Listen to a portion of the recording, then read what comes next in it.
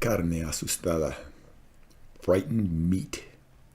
You see it all around these days, from them wasted drive-thrus down to the unemployment bureaus, mumbling their migrant Spanish, shivering in the temp lines on dirty streets in the early morning smog, wading through the fecal muck in the feedlots where they are jammed together like Christmas shoppers.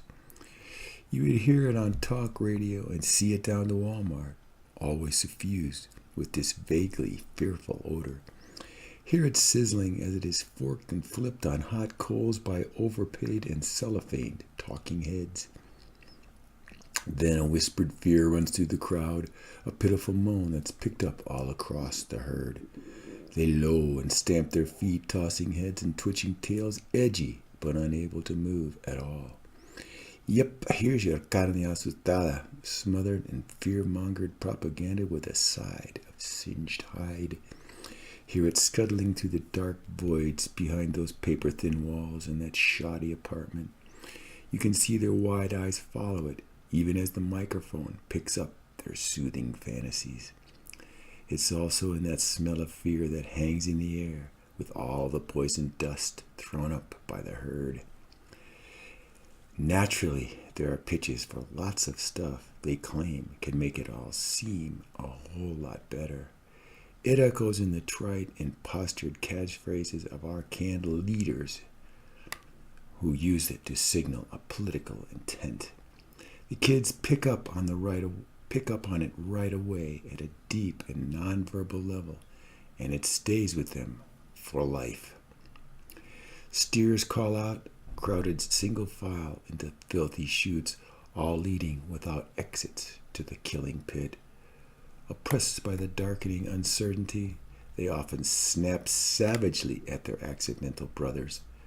The sound of disturbed creatures scuttling off underfoot in the fetid darkness does not reassure them.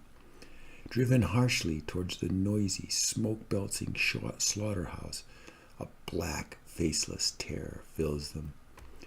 Spiked reports of sinister plots directed at their families keep them too alert for far too long.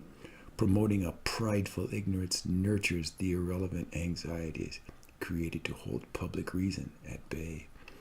Trapped beneath their crumbled house of credit cards, they still faintly hear the talk show voices from far above.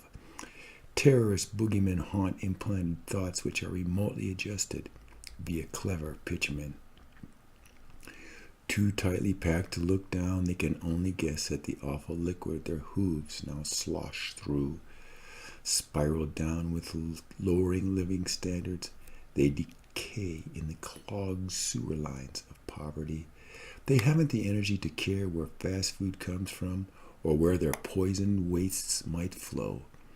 Standing cheek to butt together, they are driven through dark nights in loud and filthy trailers.